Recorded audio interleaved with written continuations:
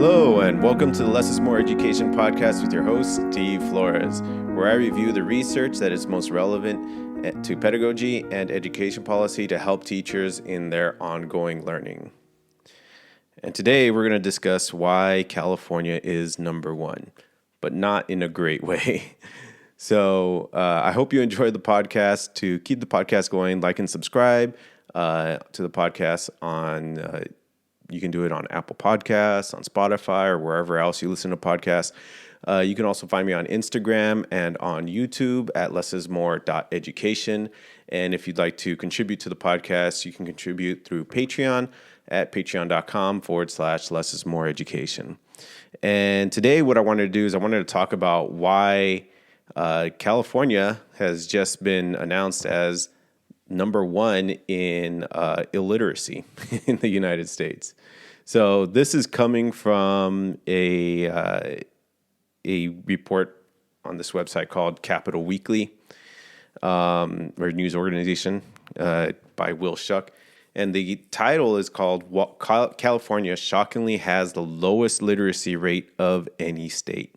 So they write nearly 1 in 4 people over the age of 15 lack the skills to decipher the words in this sentence. Only 77% of adults are considered mid to highly literate, according to nonpartisan data crunchers at World Population Review. And they go on to say, and this is going to be important later on, in New Hampshire, the most literate state in the country, only about 5 out of 100 lack English reading and writing skills. Its literacy rate hovers near 95%. So we have two different systems here, right? We have California and we have New Hampshire. One has a very high literacy rate. The other one has a very low literacy rate. And the question is, well, why? If you go on to read the paper, they basically talk about how schools are underfunded and there's not enough, and that California in particular is underfunded. And I don't really know where they're basing that off of, because if you look at our rankings and how much we are spending by state, all in all, California ranks 19th, right? So we are at the top, quarter of spending, but we're at the very bottom of results. And this is something that I've spoken about over and over again, and it keeps happening over and over again. Like spending doesn't really seem to be the problem here. There's a wide variety of problems. And the way I think about it is the main problem that we have in California is it's kind of like the same problem that you have when you start stacking Lego blocks on top of each other, right? You keep stacking. You try to see like, all right, how high of a tower can I make? Eventually, that tower is going to become unstable and it's going to fall down and it's going to crash to pieces. And that's what I feel like California is right now, is we just keep adding and adding and adding and adding and adding and adding to our education system without ever thinking about, like, should we be making things this complicated? Should we be, spending this much money? And the answer to me is, well, if we keep spending more and more money and we keep getting horrible results, why don't we try something else? Okay, so let's go on to, why is it that our literacy rate is so low? So I'm going to go on to another report this is on edweek.org, so Education Week. And there's an article there that's called Data, How Reading is Really Important or Really Being Taught by Leanna Lewis. And in this article, they really delve into, well, why is it that for fourth graders, only 35% of them are reading proficiently? And that's in the United States. That's us as a whole, right? And because, California already doesn't have a very high literacy rate, we're probably, on the lower rung of that, right? We're probably have, I think the last time I read, we're only like 50% proficient in reading, which is, no, it was lower than 50%. But that's 50% would be like already horrendous. Okay. Now, when they started, this article really is really nice because they start to actually talk to teachers and ask, well, how are you teaching students to read, right? And so they asked K2 and special ed teachers, if a student who is learning to read comes to a word that he or she doesn't know, what do you tell them or to do first? And 59% of them said, well, sound it out. 1% of the respondents said, just skip it. Next is 13% say use context clues to make a good guess, and 27% said look at pictures. Well, what there's the shocking part about that is why aren't all of them saying to sound it out? And the reason why I say to sound it out is that if you look at the research, it's pretty clear that phonics training to students is what builds literacy, right, and understanding. And so there's all these other techniques that are being pushed that, and what I like about this article is to go all right, well, where are you learning these techniques, these alternative techniques, right? So when that's the second question, the follow-up question is, where did you learn most of what you know about reading instruction? And professional development coaches in my district, that's number one, 33%. Next is my personal experience with students in the classroom, 17%, other 15%. My school provided curriculum or program, 14%, my own research, 8%, the teachers and mentors, 7%, pre-service training, 5%. So a lot of teachers are just saying well, this is just how my district is pushing literacy or pushing me to teach my students. And so there's a huge percentage that are just being taught the wrong way. And a lot of this falls at the feet, if you read later on into the article, of education programs, right? And these are state funded or private. It doesn't really seem to matter. I even remember reading an article saying that in California, all of the Cal State pre-service training programs were considered poor as rated from each other, right? So Cal State Fullerton will rate Cal State Bakersfield and go yeah, your education system sucks. And they would say that back to Cal State Fullerton. So then I don't know what to make of that. That's pretty horrible. Right. And so the big question is well, why are these these institutions that are training our teachers, why are they doing such a bad job? That's a big question, right? And so the article then goes on to asking education professors who teach reading, do you teach the 3 cueing system, which is meaning, structure, visual or semantic, syntactic, graphophonic, right? So these are these other alternative methods of reading. And 65% of them said yes, 35% of them said no, right? That, most of them should have probably answered no if they knew anything about phonics training. So this is kind of ridiculous here. And when they further asked a follow-up question to education professors who teach reading, they said, all right, select your agreement or disagreement with the following statement. It is possible for students to understand written text with unfamiliar words if they don't have a good grasp of phonics, right? 11% said strongly disagree. 34% said disagree. 50% of them said that they agree, and 6% said that they strongly agree. That is bonkers to me. Why are they saying that? What are they basing that off of? Doesn't really make sense to me, right? And there's some evidence that a lot of what's going on seems to be teacher preferences. And I'm going to give you a very specific example. And this example comes from Oakland. So we're going to make this make it personal, or not personal, but specific to California, because that's where I'm highlighting. And this is going to be a Time Magazine article written by Belinda Lucombe. And it's called Inside the Massive Effort to Change the Way Kids Are Taught to Read. Okay, and it starts off with this story about a teacher in Oakland named Kareem Weaver. And it starts off as a teacher in Oakland, California. Kareem Weaver helps struggling fourth and fifth grade kids learn to read by using a very structured phonics-based reading curriculum called Open Court.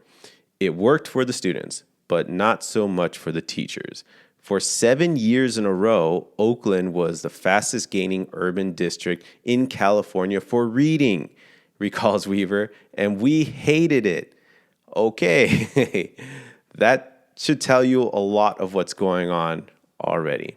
So why did they hate it? The teachers felt like curriculum robots and pushed back. This seems dehumanizing. This is colonizing. This is the man telling us what to do, says Weaver, describing their response to the approach. So we fought tooth and nail as a teacher group to throw that out. It was replaced in 2015 by a curriculum that emphasized rich literacy experiences, those who wanted to fight for social justice. They figured that this new progressive way of teaching reading was the way, he says, right? That's how it started. Let's see how it ended.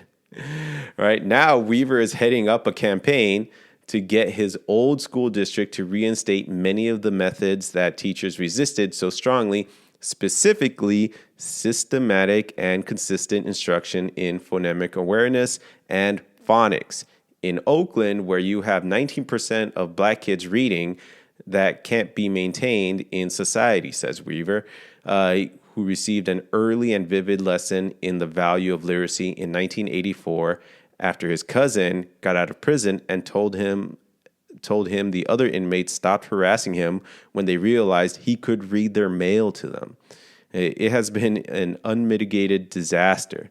In January 2021, the local branch of the NAACP filed an administrative petition with Oakland Unified School District to ask it to include explicit instruction for phonemic awareness, phonics, fluency, vocabulary, and comprehension in its curriculum. Right. So what basically happened is teachers were not happy teaching phonics. And when they got unhappy, they fought to get rid of it. And then the test scores and the outcomes for the students, boom, plummeted. And now some of them are going like, yeah, maybe we should go take a look at that. Now, that seems to be a trend, right? It seems to be that a lot of what's being taught in education systems, so in higher ed, right, which prepare our teachers, which get them credentialed, are telling them like, hey, you know what? Phonics, it's all fine and all, but have you seen these other things that we're trying out, right? And those are having disastrous effects. And they're having disastrous effects in places that have really low income communities, right? So Oakland is one of those. And that is insane because what you're doing is you're not catering to the needs of the students, you're catering to the needs of teachers. And if we want things to change, we need to stop catering to the needs of teachers and start catering to the needs of students. It makes no sense whatsoever to have an education system that prioritizes the needs of the teachers over the needs of the students. And that's a tough pill to swallow if you've been working in education. It's hard. And moreover, there's all this talk on how underfunded we are. And I don't see where those comments are getting their basis from. If you look at how much the United States spends on our education system, I think the average is somewhere around $15,000 per pupil, right? You look at the top education systems around the world. So you're looking at Singapore, you're looking at Canada, you're looking at Finland. All of them are spending around, 10 to, I think the highest one that I saw was 13,000 per pupil, right? Places like Finland spend less than $10,000 per pupil, right, per year. And so we're spending a lot more money and getting way fewer results. Why? Well, it's the Lego blocks, right? We have all these structures and all these pieces that we've added to our education system that make it extremely inefficient and unstable. And one day, all of this is going to come falling down. And there's already hints of it because there's a lot of parents that are pulling their students out of public education and homeschooling them, or putting them into like charter schools, or putting them into private schools because they're not happy with the way education is going. And honestly, I wouldn't be, I'm not that happy either if we're prioritizing the needs of college professors and teachers over the needs of our students, right? So that's a disaster all on its own right there. Okay, so let's go back to New Hampshire, right? Because they obviously are doing something. So I decided to go look up the Department of Education and found their reading standards in New Hampshire.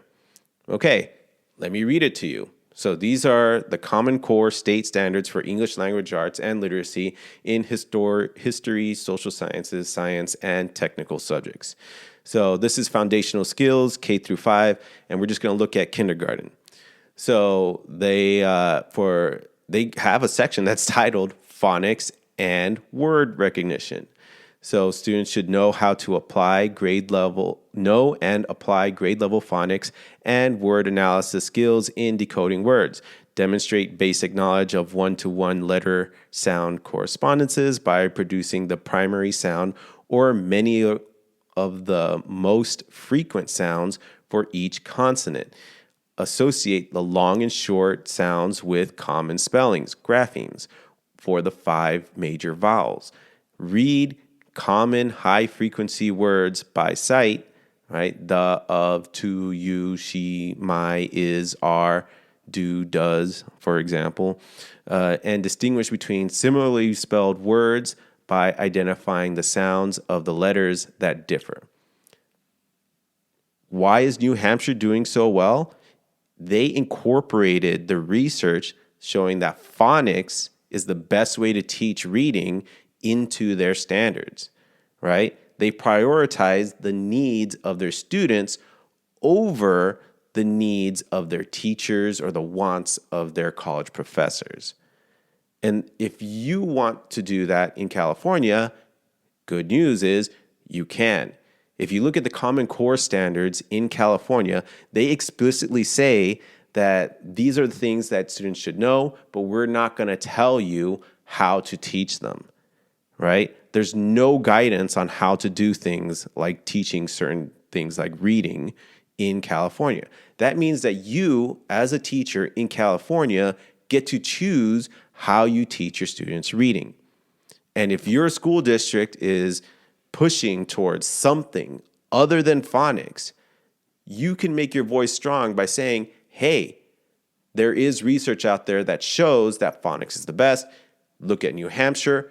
They've incorporated it into their standards, and they're number 1 in literacy, right? So we should do that as a district. We should do that as a school. We should prioritize the needs of our students over the needs of us and the needs of college professors or whoever else that has other preferences. Right? And that's what you can do. That's how you can improve things at your school district. And, and push and have a voice, and maybe even get your local union in on it and see like, hey, can we get this for everyone? Can we push, can we get a phonics system? Because that is what the research shows does the best for teaching reading and literacy. And once you know reading and literacy, all your other outcomes in life become much, much greater, right? And that's one of these like key skills that students need to learn in order to be successful. They have cascading effects, right? Because if you know how to read, now you're understanding how to interpret text. Now you're understanding how to read questions in math class. Now you're understanding how to do well on standardized tests. And it has all these cascading effects, but we have to stick to what we know works, right? So all this other stuff of like, oh, there's sight words and there's like looking at pictures and, there's looking at context clues and all that. No. That needs to end. And we need to go back to basics. We need to go, get re-hooked on phonics. Okay. And that has been and we're going to do a short episode today. Sorry I wasn't able to record last week. I got sick, and I was, I think I got 2 illnesses. I recovered from one, got another one. And I'm going to have a longer episode ready for you guys next week that I'm excited to talk about.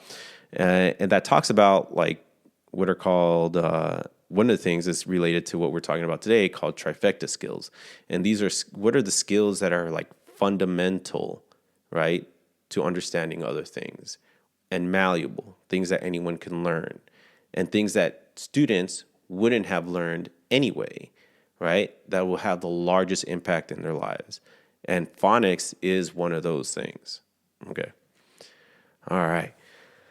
So thank you for listening to Less is More Education podcast. If you would like to support the podcast, again, for less than the cost of a coffee a month, go visit patreon.com/Less is More Education. If you prefer reading about the research most relevant to pedagogy and education policy, go visit me on lessismoreeducation.substack.com. And again, you can always find me on Instagram and YouTube at lessismore.education. Thank you very much.